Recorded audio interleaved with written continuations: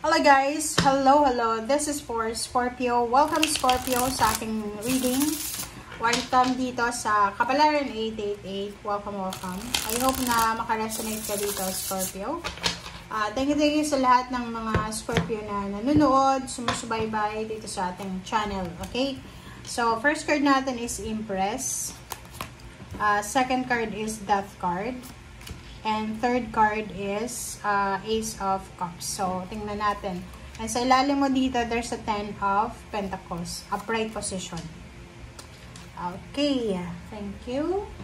So, let's check. Ano ba ang other messages para sa inyo lahat? Scorpio. Scorpio, kumusta kayo dyan? Nasaan ba kayong sulok ng mundo? Please comment your location. Saan ba nakakaabot tong mga videos natin? And please connect your intuition sa lahat ng balahan.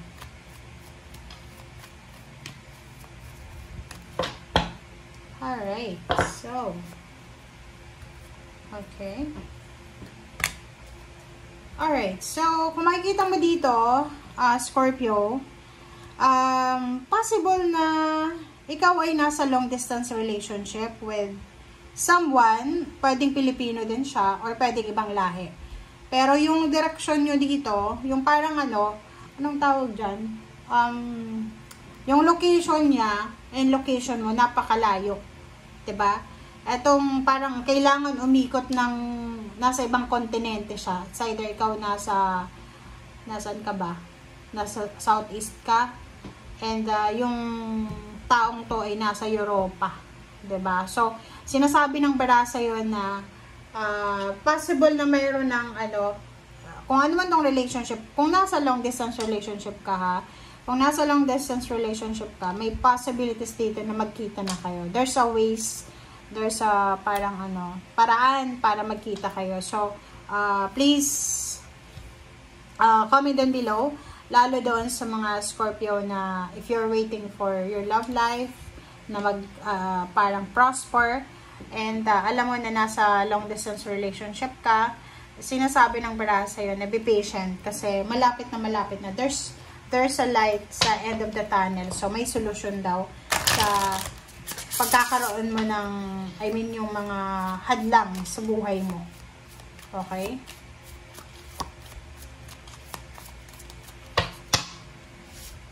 Alright, so divine guidance. You are divinely guided. So, kung ano man yan na ginagawa mo siya ngayon, Scorpio, your relationship, ano ba yun? Ano man na pathway to na tinatahak mo, journey, sinasabi na you're lucky because you are divinely guided. Diba? Hindi naman, alam mo ba na hindi lahat ng desisyon natin guided ng divine. Minsan, diba, mali yung desisyon natin. And meron tinuturo yung Panginoon, yung divine na direction, pero iba yung tinatahak natin. But sa'yo, sinasabi ng bright, it's either love life, it's either trabaho, and medyo may edad na itong taong ito na posibleng papasok sa buhay mo. Alright, so the Empress, 3, 4, 1, 10. So the Empress, 4, Death card, and Ace of Cups. So dito sinasabi ng barahan na maging masaya ka daw, okay? Maging masaya ka, Scorpio, sa kung ano man na meron ka sa ngayon. Kumbaga itong Empress is be thankful, be grateful sa kung anong blessings meron tayo sa ngayon. Okay? There's an incoming, yun nga, new relationship, new job, new career, new baby, new location, travel, new travel plans. So, sinasabi ng barahan na there's incoming success dito sa kung ano man nasisimulan mo. Like, halimbawa, nakapag-desisyon ka na mag-masteral. So, after ng masteral mo na yan, possible kang makapag-doctoral. Or after nyan, medyo magiging maganda yung takbo ng career mo. Parang ganun. There's a promise. Kung ano daw yung sinisimulan mo sa ngayon, hindi yan masasayang. Kumbaga, kung ano yung ginagawa mo sa ngayon, may outcome yan. Okay? And that card, sinasabi ng barahan na may kailangan kang gawin. So, maybe this is moving on. Or parang, halimbawa, eto na yung panahon, pwedeng OFW ka, na matagal ka na sa bansang yan, and parang gusto mo nang mag-level up, mag-upgrade ng buhay mo, so, ng trabaho mo, ng career. So, pwede kang umalis dyan, and then lumipat ka sa ibang mas progressive na country. Okay? And sinasabi ng barahan na yung mga ending sa buhay natin, yung mga cycle, yung transition, transformation, necessary talaga yan. Okay? Minsan, yun nga sabi ko sa kanina, minsan may mga direksyon na binibigay sa atin ng Panginoon na kinokontra natin. But minsan, may mga desisyon tayo na guided tayo. Diba? And Ace of Cups, sinasabi ng baraha sa'yo dito na buksan mo daw yung puso mo and papasukin mo kung sino man ito na gustong pumasok sa buhay mo. It's either new feelings, new friendship, new emotion, yun nga, self-love, like for example, yung pagda-diet, pagpapaganda. Wait lang guys, nasamid ako. Or anything na about yourself. And 10 of Pentacles, dito sinasabi ng barahan na everything in fruition and wisdom from all stages of life. So, there's a outcome. There's a positive outcome coming. So, it's either inheritance, it's either lump sum of money, parang payments, payouts, prosperity, like, ito yung successful na endings. Okay? So, yun. So, tingnan natin. Scorpio.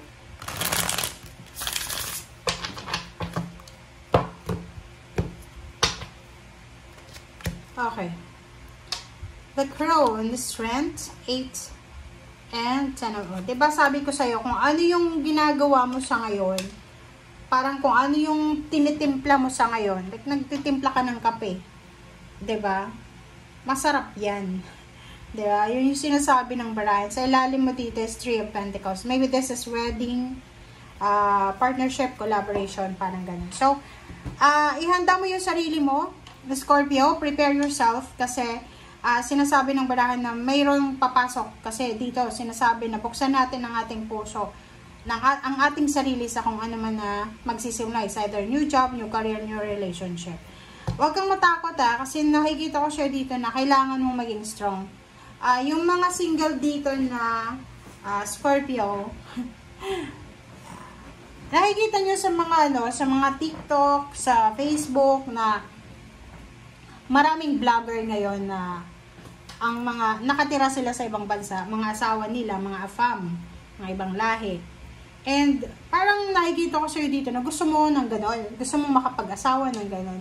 But meron kang fear natatakot ka dito. Sinasabi ng baraha, huwag kang matakot. Okay? Kasi alam mo ba na yung pag-aasawa, yung mga ganyan, destiny yan Minsan, may isang tao na nakapag-asawa ng ibang lahi and hindi ibig sabihin na for the life na sila. Minsan nagde-divorce sila, minsan nakakatuluyan niya, tumanda siya, kasama niya Pinoy, yung ex niya, diba? May ganun So in terms of relationship, in terms of intimate, ipag-pray mo yan, okay? Huwag kang matakot. Ipag-pray mo kay God na sabihin mo na sana Lord, ibigay mo yung heart's desire ko, pero make sure na yung prayers mo, sabihin mo din na sana may basbas, may divine guidance siya.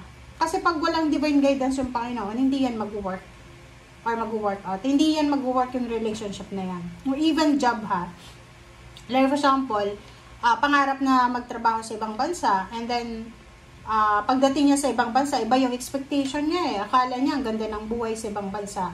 Lalo na pag pupunta ka sa Europa, sa Amerika, sa Canada, sa saan pang bansa na sobrang kailangan mo magbayad ng tax individual, ng bahay, ng sasakyan, ng gas, ng kung ano pa man, lahat na lang babayaran mo. So, yung kinikita mo, wala, parang nagbabayad ka lang na So, kung nasa Pilipinas ka, nakikita mo na gano'n yung buhay na parang ganda ng ganda ng nasa Amerika Akala mo lang yun. Okay? So, yun. So, wag kang matakot. 10 of Swords and Queen of Wands, sinasabi ng baraha na there's a parang freedom. May mga traumatic experience ka, mga traumatic events sa buhay mo. May mga pain and heartaches ka from your past, mga disappointments, mga what if sent sa buhay mo. Like, what if hindi mo na ako nag-asawa? What if nakapagtapos ako ng pag-aaral? What if na nagstay ako doon sa bansa na kung saan ako nagtatrabaho? What if na sinagot ko yung ex ko? What if na hindi ako nakapaghiwalay sa asawa ko? Parang gano'n. So, marami kang what if na posibleng masasagot yan. Okay? Masasagot yan and it will give you freedom. It will give you parang makakahinga ka ng maluwag. Kasi yung pathway mo may liwanag na eh. Like, halimbawa kung ikaw ay nasa sitwasyon na parang feeling mo suffocated ka, hindi ka makahinga eh. Wala kang freedom. Sinasabi ng bala, huwag kang mag-alala. Lakasan mo yung loob mo. Huwag kang matakot na lumabas dyan sa kung ano man na nakakasakal na sitwasyon. Okay? Thank you guys. Bye!